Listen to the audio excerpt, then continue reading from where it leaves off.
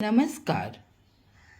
पिछले वीडियोस में मैंने द बुक ऑफ नेचर के इनिशियल जो पैराग्राफ्स हैं उनको मैंने पढ़ा था। जैसे लेट्स स्टार्ट में इंट्रोडक्शन है वो मैंने बताया था। लेट्स शेयर में भी मैंने वर्बली उसको डिस्कस किया था। लेट्स रीड में मैंने यूनिट 1 का जो फर्स्ट पैराग्राफ है उसको मैंने आपके साथ डिस्कस किया था। तो इस वीडियो में हम कोशिश करेंगे कि इस चैप्टर को ख़त्म कर देने की। एक्चुअली मैं छोटे छोटे वीडियोस इसलिए बनाती हूँ ताकि ये आपके लिए लेंदी ना हो और आप इसे अच्छी तरह से समझ सके। तो आज मैं स्टार्ट कर रही हूँ सेकेंड पैराग्राफ से। फर्स्ट पैराग्राफ में हमने पढ़ा था कि जो जवाहरलाल नेहरू हैं वो इंदिरा गांधी से कहते हैं कि वो चिट्ठियों में वो पृथ्वी का जो इतिहास है उसके बारे में उनको लिखेंगे। तो ये इसको अच्छे तरह से समझने के लिए आप मेरा प्रीवियस वीडियो देख सकते हैं। इसका लिंक मैं कमेंट में दे दूंगी, आप देख लीजिएगा। तो चलिए आज हम लोग सेकेंड पैराग्राफ स्टार्ट करते हैं। I am afraid I can only tell you very little in these letters of mine. यहाँ पर आई कौन है? यहाँ पर आई हैं जवाहरलाल नेहरू, जो कि इंदिरा गांधी के पिता हैं, और वो चिट्ठियाँ लिख रहे हैं अपनी बेटी को, जो कि मसूरी में है और वो स्वयं इलाहाबाद में है। वहाँ से वो उनको चिट्ठियाँ लिख रहे हैं। तो वो कह रहे हैं कि आई एम अफ्रेड, मतलब मुझे डर है।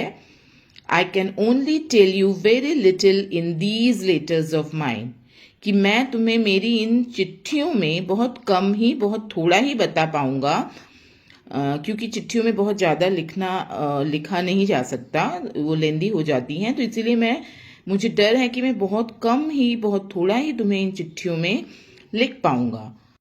But that little I hope will interest you, लेकिन वो थोड़ा जो मैं तुम्हें लिखूंगा, मुझे आशा है कि वो तुम्हें रुचि पैदा करेगा।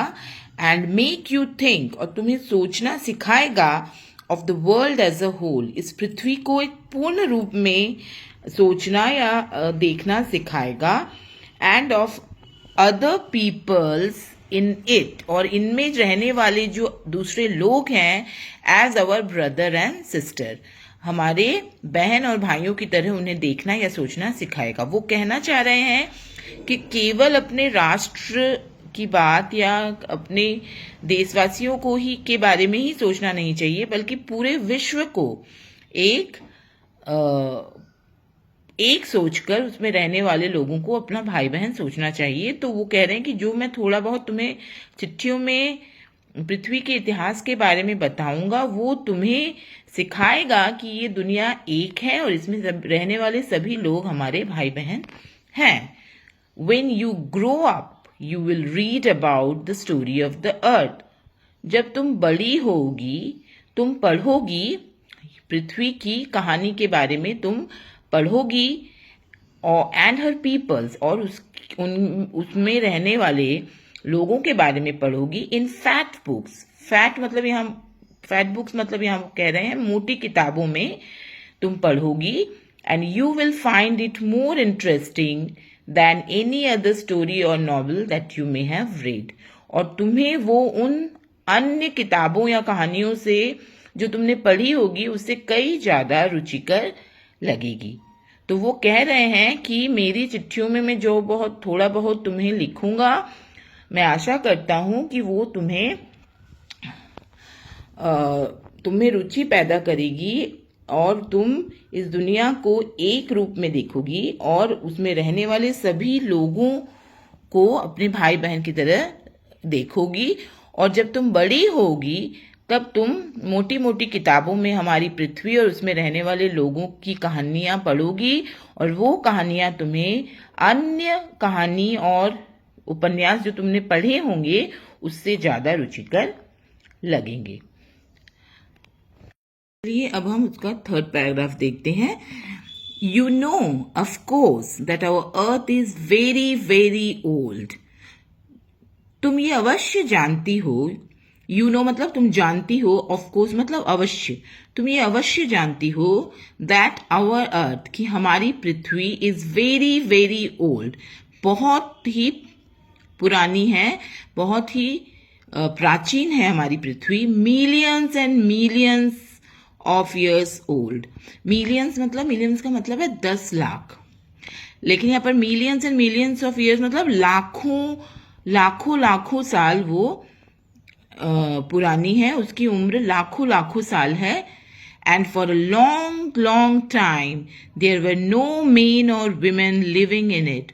और बहुत समय तक इस पृथ्वी पर कोई भी मनुष्य, कोई भी पुरुष या नारी इसमें नहीं रहते थे, नहीं थे। Before the main came, before मतलब पहले, द मेन केम मतलब मनुष्यों के आने के पहले। यहाँ मेन का मतलब मनुष्य बता रहे हैं वो। Men came there were only animals. यहाँ पर मनुष्यों के आने से पहले केवल जानवर रहा करते थे, जानवरों का राज था।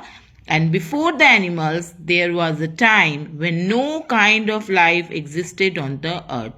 और जानवरों के इस पृथ्वी पर आविर्भाव के पहले भी एक समय ऐसा था when, जब no kind of life, किसी भी तरह का जीवन existed on the earth, इस पृथ्वी पर मौजूद नहीं था।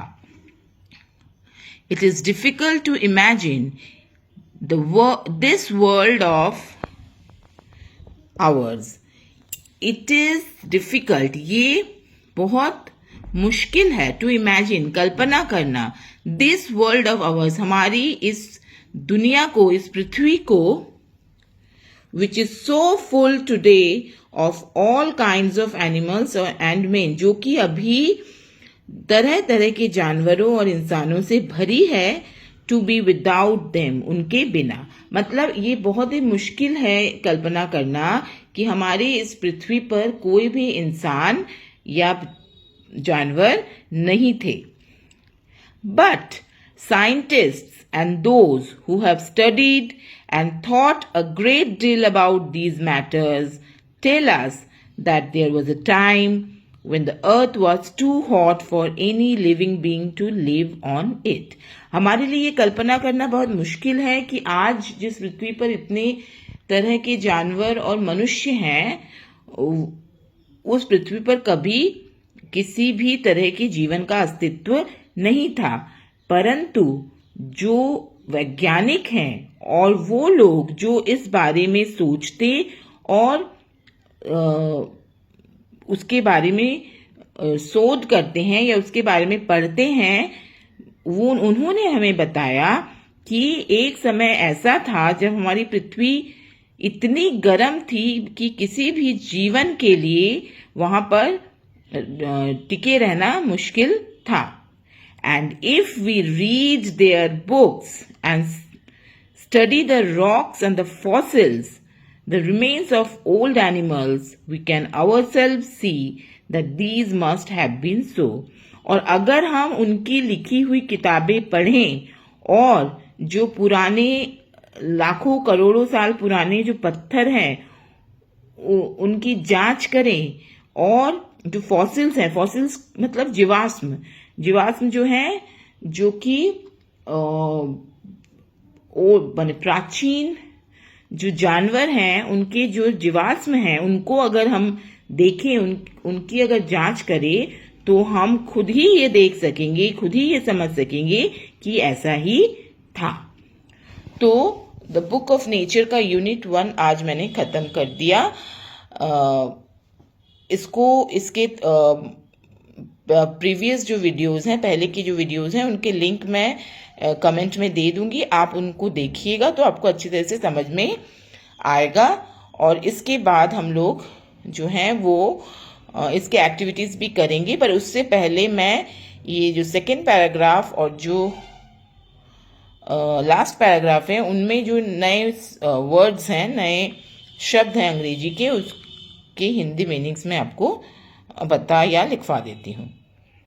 यूनिट 1 पैरा 2 के कुछ वर्ड्स हैं। अफ्रेड डरा हुआ, माइंड मेरा, इंटरेस्ट रुचि, होप आशा, होल पूर्ण, पीपल लोग, स्टोरी कहानी, उपन्यास। पैरा 3 के कुछ वर्ड्स हैं, जैसे नो मतलब जानना, ऑफ कोर्स अवश्य, मिलियंस 10 लाख, बिफोर आगे या पहले, एग्जिस्ट विद्यमान, डिफिकल्ट मुश्किल, इमेजिन कल्पना करना, साइंटिस्ट वैज्ञानिक, फॉसिल्स जीवाश्म, रिमेन्स अवशेष, विदाउट बिना। आशा करती हूँ यूनिट 1 आपको अच्छी तरह समझ में आया होगा। नमस्कार।